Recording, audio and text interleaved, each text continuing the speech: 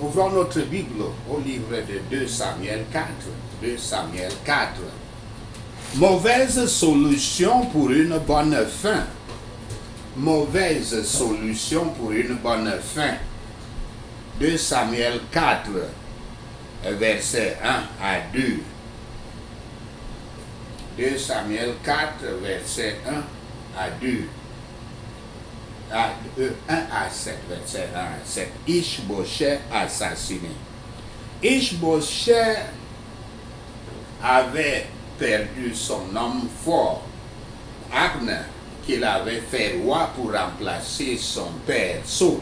Maintenant qu'Abner était mort après avoir déjà appelé les Israélites à accepter David comme leur roi national, Ish-Bosheth perdit courage. Il pouvait difficilement résister à Abner, encore moins même penser à se lever contre David. Ne pensez jamais que votre voisin, votre prochain, ne pensez jamais que votre prochain voit le monde comme vous le voyez. Certains vivent dans le royaume des ténèbres et ne connaissent aucun commandement de Yahweh. Ils projettent leur imagination sur vous. C'est-à-dire qu'ils croient que ce qu'ils ont dans leur imagination est ce que vous avez dans votre imagination. Que en tant qu'humain, vous avez les mêmes pensées et peut-être même les mêmes objectifs. C'est ça que je veux dire parce qu'ils projettent leur imagination sur vous en pensant que vous partagez leurs pensées, leurs péchés, leur méchanceté, leurs maux. Ils pensent que quelque chose qui représente une bonne occasion pour eux est également une bonne occasion pour vous. Méfiez-vous de cela. Rechab et Bana, deux dirigeants des bandes de pillards d'Ish-Bosheth, parce qu'il n'y avait pas de véritable armée israélite, alors qu'Israël était sous occupation des Philistins. Donc ce n'était pas une vraie, c'était des bandes de pillards. Donc Rechab et Bana, deux dirigeants des bandes des pillards d'Ish-Bosheth, utilisés pour voler, piller, tuer, avaient vu combien David avait imaginé combien David serait heureux de voir la tête coupée de son prétendu ennemi, Ish-Bosheth. Il pensait pouvoir fournir la solution pour éliminer une rivalité réelle, une rivalité nationale entre les Israélites et les Judiens. Et il pensait que en le faisant, il serait grandement récompensé par David. Ils avaient rêvé, je suppose, même plus loin. Ils avaient rêvé d'une promotion dans l'armée de David, peut-être en remplacement de Joab, le chef d'état-major. Donc, en le remplaçant comme le chef d'état-major. Pourquoi? Ils étaient certainement au courant que quand Joab avait tué Abner, leur commandant, David avait pleuré et il avait maudit Joab. Donc, quelque part, il rêvait de prendre cette place en amenant la tête de Ish-Bosheth à David. Ils avaient rêvé. Deux hommes pensaient donc qu'ils pouvaient fournir une solution pour éliminer une rivalité nationale. Ces hommes étaient des membres de la tribu de Benjamin, celle de Saul, et des commandants de division des soldats israélites. Ils prirent les choses en main. Ish-Bosheth, le roi d'Israël, fils du roi Saul, fils et successeur du roi Saul, dormait pendant la chaleur du jour, disent les Écritures. C'est-à-dire au moment où tout le monde est au travail, occupé, au moment de la plus grande occupation des gens dans les travaux, chacun dans son business, son occupation. Voyez maintenant comment il était donc assassiné. Ils procédèrent à l'exécution brutale de ce roi Ishbosheth dans sa propre maison pendant qu'il était couché au lit, en plein midi. Mais il ne comprenait ni ne connaissait, il ne connaissait pas l'amour de David pour Saul, ni son vœu de protéger la vie de la progéniture de Saul et l'honneur de son nom que nous voyons dans 1 Samuel 24, versets 16 à 22. Il faut déjà rappeler des coutumes de l'époque. Quand un nouveau roi arrivait et prenait le pouvoir, même en Égypte antique voisine d'ailleurs, puisque c'est la même région, on peut même dire que c'est Canaan, c'était une province de l'Égypte en réalité. Donc, les coutumes, c'était que quand un nouveau roi arrive d'une autre famille et prend le pouvoir du roi qui était là, quand ce nouveau roi arrive, la première chose qu'il faisait, c'est de tuer le roi qui était là et de tuer tous ses descendants. Il fallait les tuer parce que ces descendants avaient le droit au trône. Et il fallait les tuer complètement afin qu'il n'y ait aucun qui puisse revendiquer le trône. Comme ça, il peut régner en paix. Donc, ces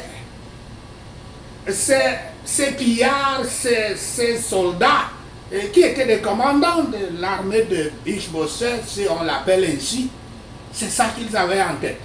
Ils savaient donc que quand ils amènent la tête du roi d'Israël à David, il allait être très content que c'est fini avec ses adversaires. Surtout aussi, il se disait que après avoir été pourchassé comme il avait été par Saul, et pendant si longtemps, une haine si tenace de Saul envers lui, que David allait être content de recevoir la tête de son fils Ishbosheth. Lorsque les difficultés nous détruisent, au lieu d'affiner et de perfectionner nos efforts, nous trahissons nos couronnes célestes et nos vies terrestres.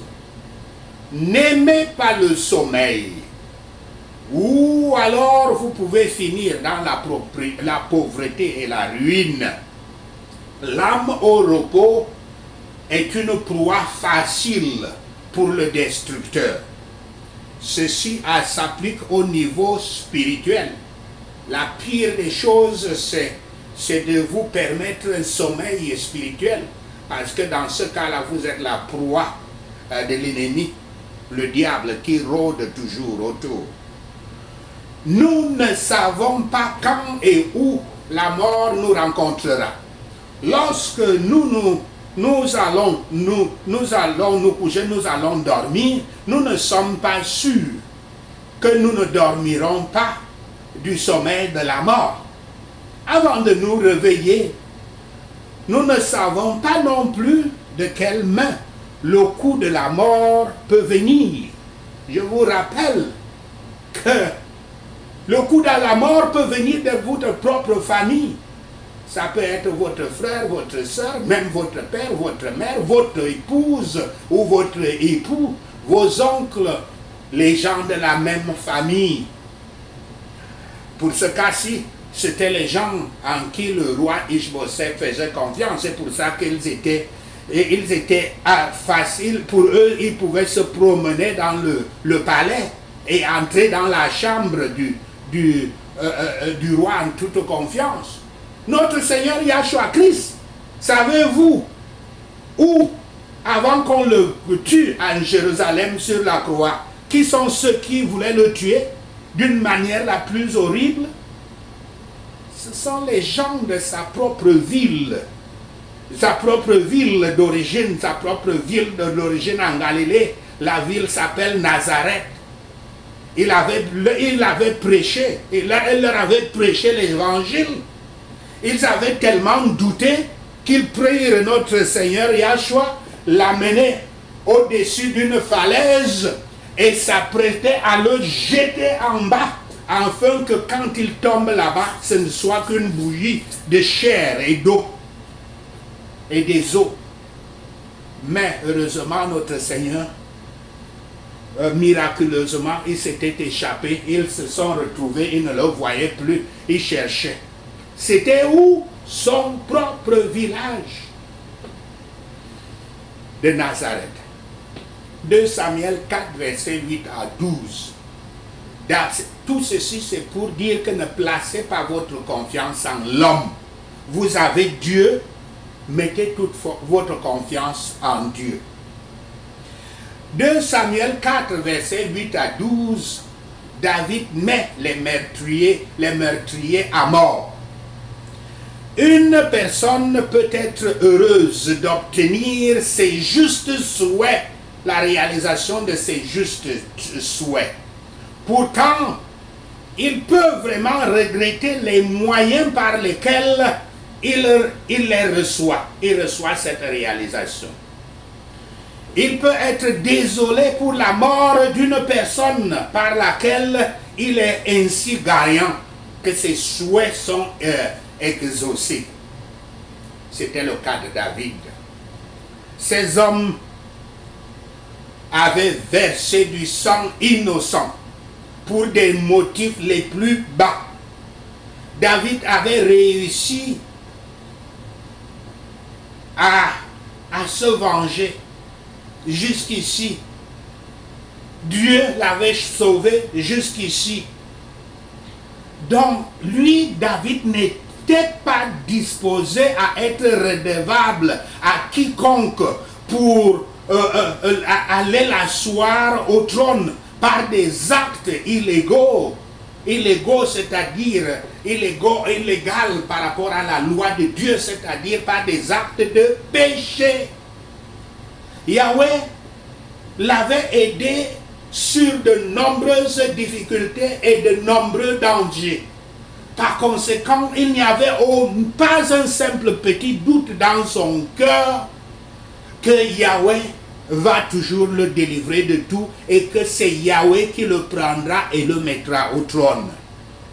Par conséquent, David dépendait uniquement de Yahweh pour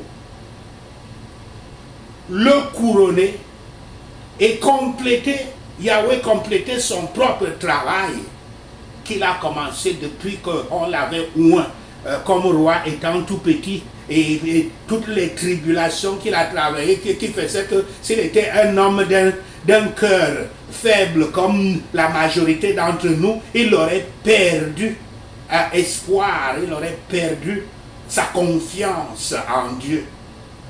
Donc, David parlait de sa rédemption de toute adversité comme une chose faite, malgré toutes les difficultés. Il était convaincu que sa rédemption, parce que Dieu l'a promise, elle est faite. Donc, malgré tout ce qui arrivait, David savait que il a été racheté.